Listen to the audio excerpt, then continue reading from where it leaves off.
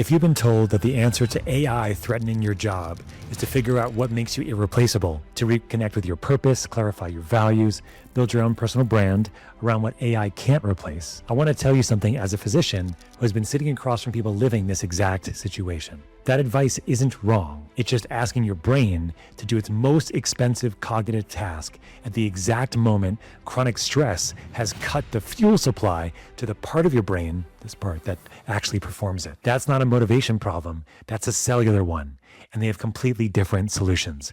Welcome back to Cellular Truth. This is Dr. Scott. Here's what makes this clinically interesting. The patients I see who are dealing with AI obsolescence, fear, don't come in and say they're anxious. They come in saying something much more specific. They're usually saying something like, I used to know exactly what I brought to the table, always past tense. And once you understand what that language shift actually represents at the level of the prefrontal neurobiology, the front of your brain, once you see it as a cellular signal rather than a confidence problem, the standard career approach, coaching, response stops making a lot of sense, really at all. I'm going to show you exactly what that sentence means biologically in about 5 minutes. And I think it's going to permanently change how you hear it in yourself and in the people around you. Here's what we're covering. First, I'm going to make the strongest possible case for the standard advice because it deserves that. Then I'm going to show you the specific population it fails in and the cellular reason why it fails. And third, what actually has to happen first before any forward-looking identity work is even possible. And I'll share one finding about chronic stress that has a very specific aspect in the prefrontal architecture that I think will really reframe this entire conversation for you. Prefrontal architecture is the frontal part of your brain, including something I have to be honest with you about in terms of where the research ends and where my clinical inference really begins. Okay, if you walked into my office and described what you're experiencing, the creeping sense that your expertise is becoming optional or obsolete, the feeling that the thing you spent years building might be losing its value, here's what I want to say to you before anything else. The advice you've been given isn't stupid. It comes from a real and important truth that human beings have capacities that are genuinely difficult to automate. Judgment built from experience, the ability to hold complexity across domains, the clinical intuition that comes from having been in the room 1,000 times, relational depth. These things are real. They matter.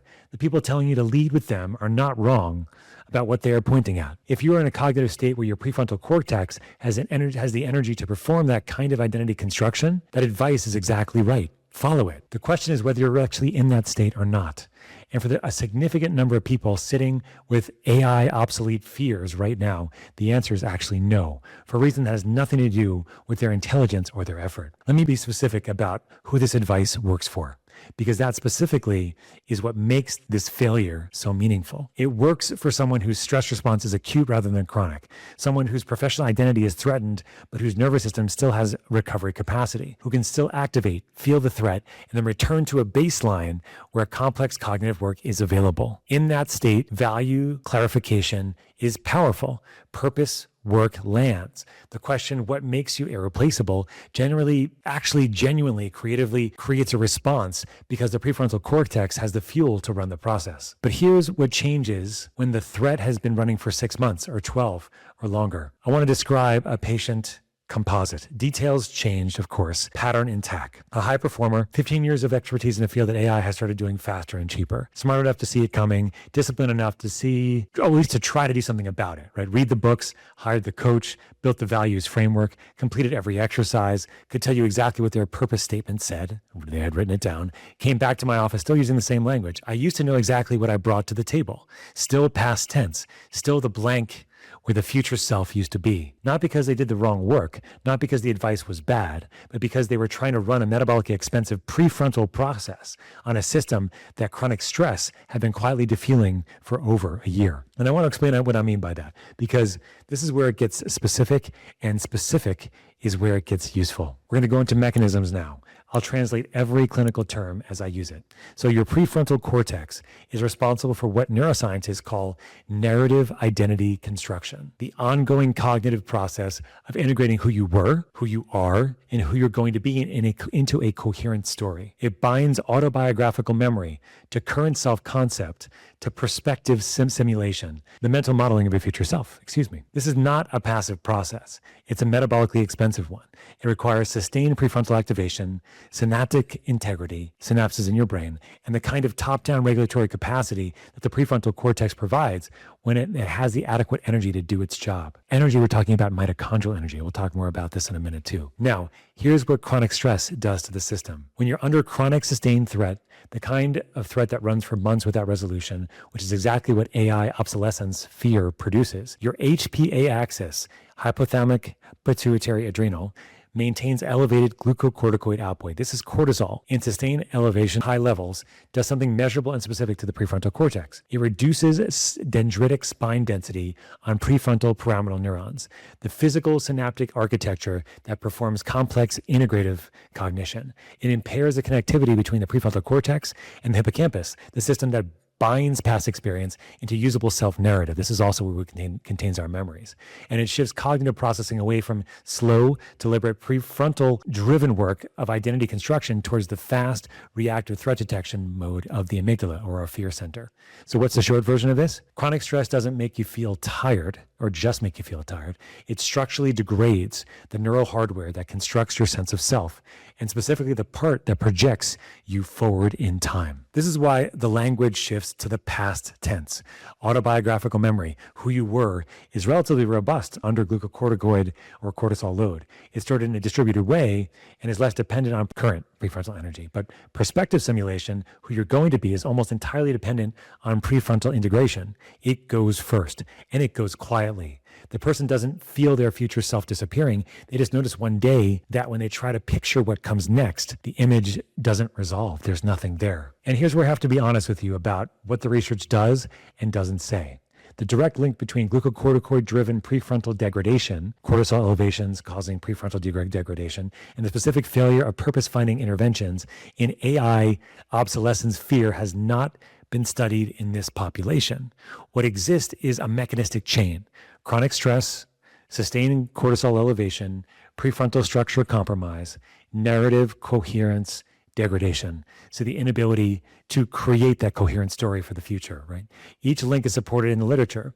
The connection to the specific clinical presentation I'm describing, the past tense language, the future blank self, the failed purpose exercise, in my clinical experience, is really an inference right now. It fits the mechanism. It hasn't been formally tested, so you have to draw your own conclusions here and hold them accordingly. What it means for the sympathetic spiral is this: identity threat is one of the most potent cell danger response activators we have, because unlike most stressors, it has no exit. You cannot leave the threat because the threat is a question of who you are. The spiral feeds itself from inside. Here's the paradox stated plainly. The advice given to people experiencing AI obsolescence fear is: figure out what makes you irreplaceable, build out your unique value, construct your next chapter. All of these are narrative identity tasks. All of them require intact prefrontal integration. All of them become progressively harder to execute as chronic replacement fear degrades the prefrontal architecture required to execute them. The people who need this advice most are in the cellular state that makes it least accessible. This is not a failure of intelligence or effort or commitment. It's actually a sequencing problem. And sequencing problems have sequencing solutions. And we talk about sequencing a lot on this channel. So if values and purpose really are really around step 3, here's what step 1 actually looks like.